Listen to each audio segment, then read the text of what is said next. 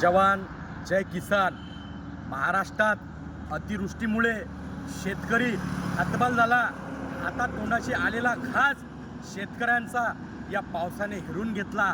अरे शेतकरी आता आत्महत्या करण्यासाठी मजबूर झाला. त्या शेतकऱ्यांना तात्काळ अतिवृष्टी भरपाई दिली पाहिजेत आणि शेतकऱ्यांना कर्जमाफी देण्याचं काम राज्य सरकारने केलं पाहिजेत अशी आम्ही मागणी करतो. ऐन सोयाबीन, कपाशी, तूर, अरे तोंडावर आलेला घास या पावसाने हिरवून घेतला. शेतकऱ्यांच्या वावरात डोंग्या एवढालं पाणी आता जाऊन अरे शेतकऱ्यांचं आलेलं पीक संपूर्ण या पाण्याने उद्ध्वस्त केलं.